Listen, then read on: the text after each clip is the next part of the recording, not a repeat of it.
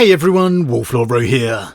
Today we continue our Primarch Heresy Journey rankings as we ask which personal journey was the greatest. I think it goes without saying, spoiler warning to begin, as obviously we will be discussing events from across the Horus Heresy, so you have been warned. So far in my rankings, I began with Ferrus Manus in 18th, Alfarius and Omegon in 17th, Conrad Kurz in 16th, Rabute Gilliman in 15th, Lionel Johnson in 14th, the Phoenician Fulgrim in 13th, and lastly Mortarian's Tale in 12th. And I really recommend checking out the first two parts to understand the reasons of why I have ranked these Primarch journeys where I have. However, with all that out of the way, on to today, and the Primarch's Heresy story I have in 11th is the Wolf King, Leman Russ. Now obviously I have a lot of love for Leman Russ in the Heresy, but I've really tried to put my favouritism aside here. Leman Russ was obviously tasked with bringing Magnus back to Terra for censure. Had the Order never been manipulated by the traitor Warmaster, perhaps the whole heresy may have been put down before it had even begun. However, so it was. Horus did manipulate Russ's orders, and the Wolf King would end up assaulting Prospero with his full fury. For me, the burning of Prospero is one of the most pivotal and iconic moments of the heresy, an event that truly affects its outcome, with its scarring of the previously loyal Magnus, who undoubtedly would have been the Emperor's most valuable son in the war against Chaos. Yet Russ too would be scarred by this event, perhaps surprisingly. For all Horus's involvement to have Russ end Magnus and the Thousand Sons Legion, Russ still attempted to speak with his brother before commencing the assault, appealing to what he believed at the time to be a Thousand Sons spy, a direct link to a listening Magnus. When no response came, Russ believed Magnus had chosen his fate, truly defied their father in his arrogance, and so he would unleash the fury of the wolves upon him. Their clash would be epic, for my mind, one of the greatest of the heresy, with Russ coming out the victor, snapping his brother's spine, with Magnus having to desperately teleport himself and his sons away before Russ's killing blow would land. In the aftermath, with the shock of Horus's betrayal and the heresy revealed, Russ's immense ego was truly shaken to have been used and manipulated so easily, even despite feeling Magnus brought it on himself, having used his sorcery during their battle. Still, Russ was privately shaken, admitting to Bjorn he would no longer serve blindly as the executioner, that he would choose his path. He would have no time to dwell on the situation, however, as the Alpha Legion would ambush the repairing Wolves fleet at the Battle of the Alaxis Nebula, forcing Russ to even have to appeal to his brother Jagatai for aid and reinforcement, only for Jagatai to turn down Russ and leave him to his fate. To be fair to Jagatai, at this point he didn't know who was on what side, and why the heresy had even begun. However, luckily for us, Dark Angels, under the command of Luther and Caliban, would arrive to assist him, leaving a wounded Russ and the Space Wolves Legion free to limp back to Terra, where he would ultimately have a tense to say the least reunion with Jagatai. As we know, the Wolf King would not remain on Terra. He would soon decide to leave to fulfill his duty to his father, to face Horus one more time. This would of course infuriate Rogel, the Praetorian of Terror. However, it was clear Russ had the support of the Emperor.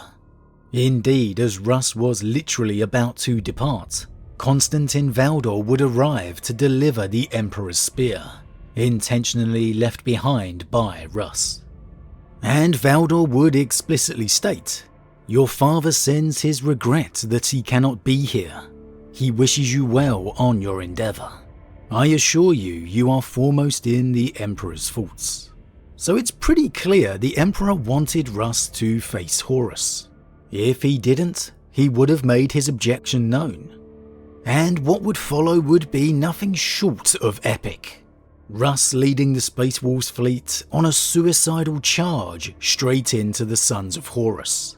Boarding the vengeful spirit, they would fight their way through its corrupted hallways, battling for every inch of ground with their blood.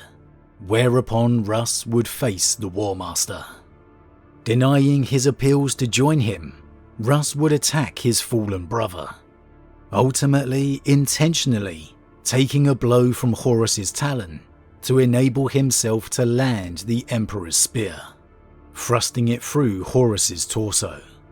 And with Horus upon the floor, on his knees, instead of ending the traitor War Master and the heresy right there, Russ would plea for Horus to return to Terra with him, to be healed by their father.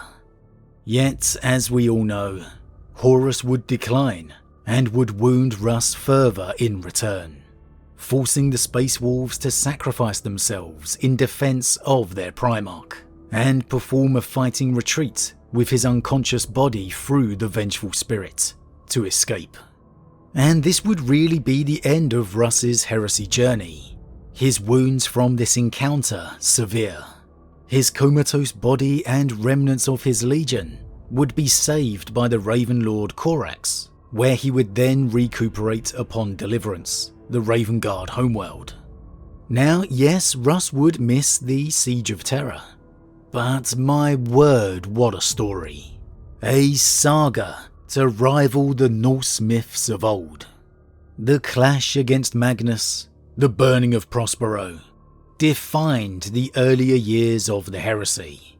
It was the event that not only forced Magnus into the arms of chaos, but also spawned a 10,000-year vendetta, one that Magnus still pursues today. Russ made it to Terra, and he left, with the Emperor's backing. And to top it all off, he faced down the traitor War Master, an event never even dreamed of. I'll never forget the goosebumps as I literally sat there listening to the legendary Jonathan Keeble narrating the event, unable to sit still because I genuinely felt we was on some kind of hallowed ground, a momentous event that no one had ever predicted. And he won. He won. He had Horus beat. I will never ever say otherwise. And that for me is why Russ's tale is so brilliant. Because it is a very human one. It is full of emotion. It has its ups, it has its downs. It has Russ reeling from the devastation of manipulation, the conflict of fighting his brothers, to poignant farewells with Malcador. It is quite simply a saga from beginning to end, with the hero living to fight another day, one the Fenrisians would be proud of. Why don't I have it any higher? Well, for personal favoritism, I would. But as I said, I'm trying to be as unbiased as possible. And you could argue Russ's coma leaves him missing out on a real conclusion to his story, as well as missing the final phase of the heresy entirely, which is still a fairly large chunk. And it does have to be said, the wound he inflicted in Horus, while coming up again later in the story, doesn't really have any lasting ramifications.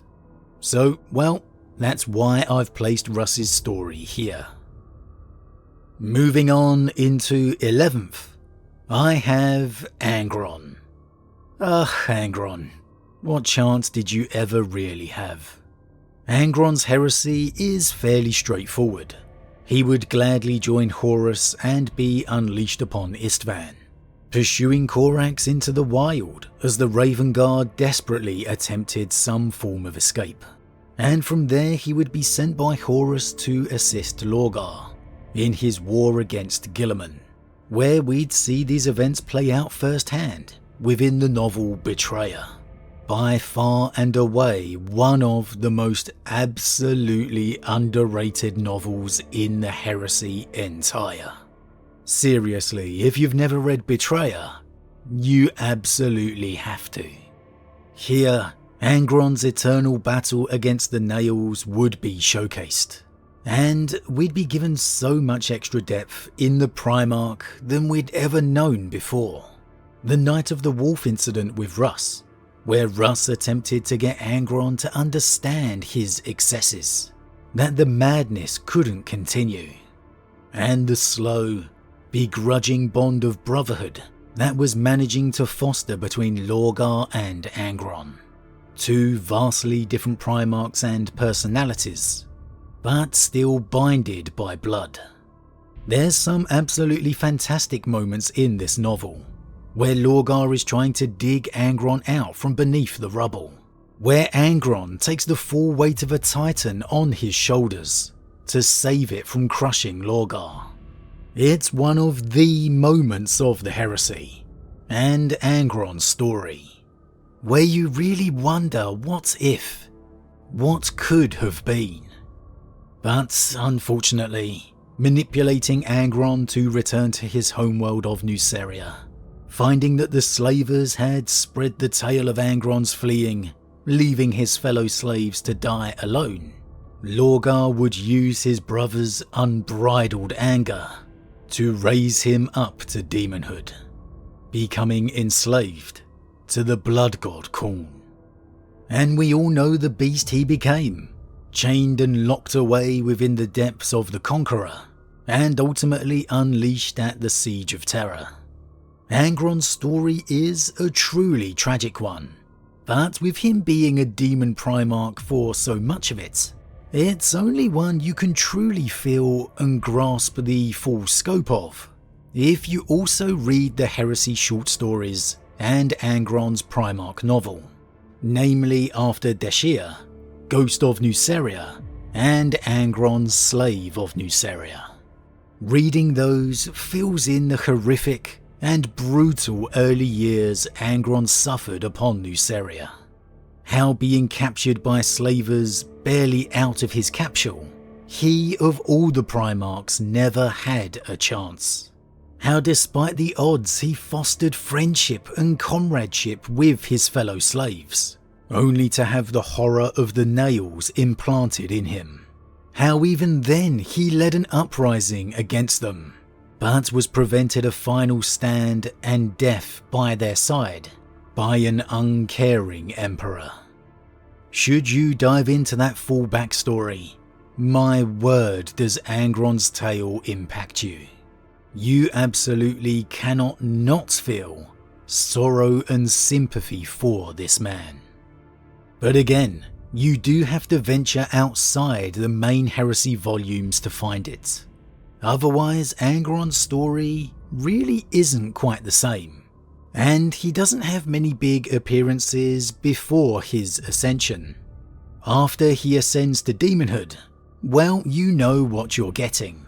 I think it would have been great to just see a little bit more of the pre-demon Angron, beside his traitor brothers.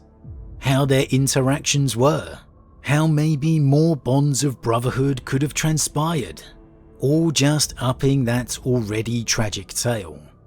You do see it a bit, but a little bit more would have been good.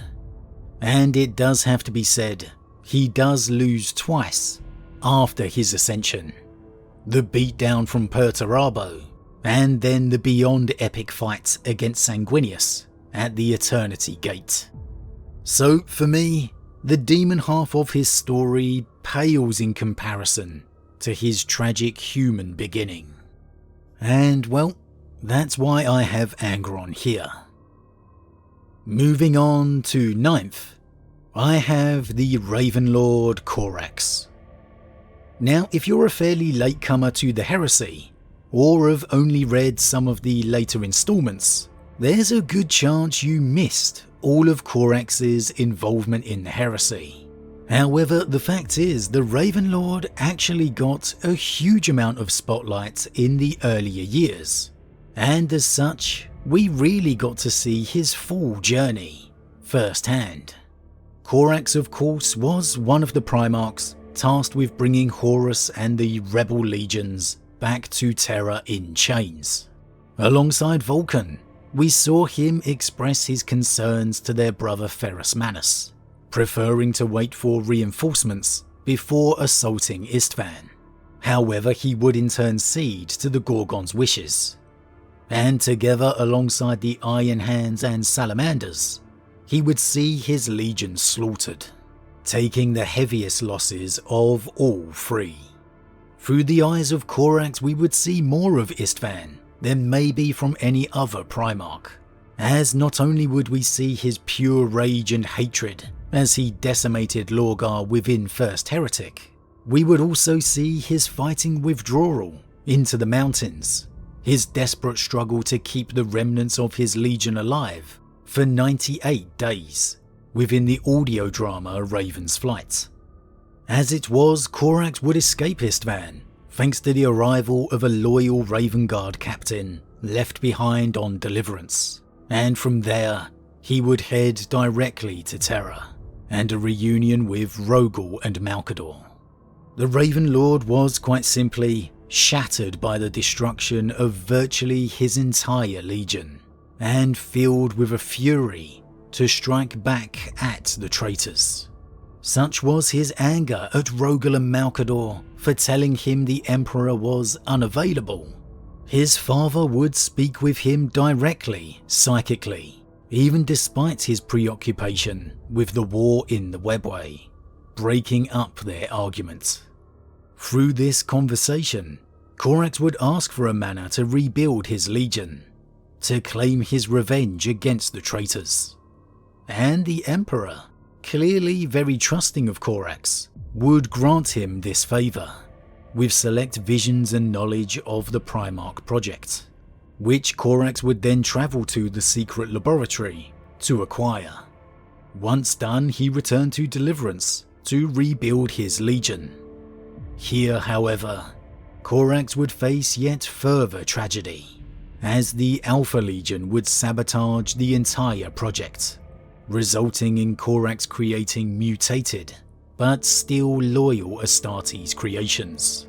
And we'd see all of this transpire within the novel Deliverance Lost and the Corax Anthology, as Corax led these new legionaries on a guerrilla campaign of sabotage against the enemy.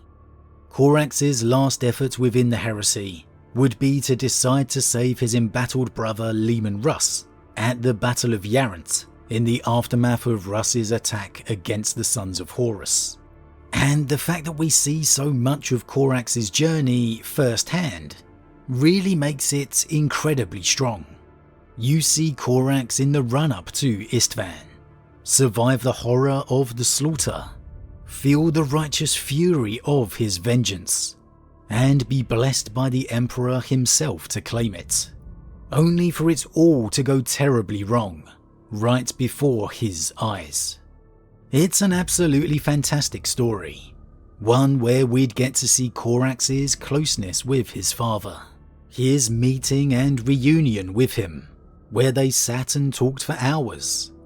We'd see his relationships with his brothers, the value he placed in the still loyal ones, and then we'd see the toll, the mental struggle this entire nightmare would have on him, all leading to his actions and departure after the Heresy. Again, for me, I think the biggest issue with Corax's journey is that it all happens fairly early in the Heresy series, and it does seem to get forgotten by some, because after Istvan, he largely fought his own war, out within the shadows. However, for me, it's a very complete tale, One again that feels very human, with a Primarch's desperate desire to overcome so much loss, only to have it crumble before his very eyes again, having to deal with those repercussions. The Raven Lord's Heresy Journey, for me, is a great one, and so it deserves its placement here. But as always everyone, what do you think? Do you agree with my placement today of the Journey of Leman Russ, the Journey of Angron, and the Raven Lord Corax? Would you have their particular tales higher, or would you have them lower? And now with the Primarchs remaining, who do you think I'm going to have at the top? As always, leave your thoughts in the comments below. Huge thank you to all my subscribers, your support truly means a lot to me, it really does. If you're new, please consider subscribing to help the channel grow. And if you enjoyed this particular vid, then why not drop a like on it too. But with that said, I am off, and I'll see you all again tomorrow as we continue ranking our Primarch journeys.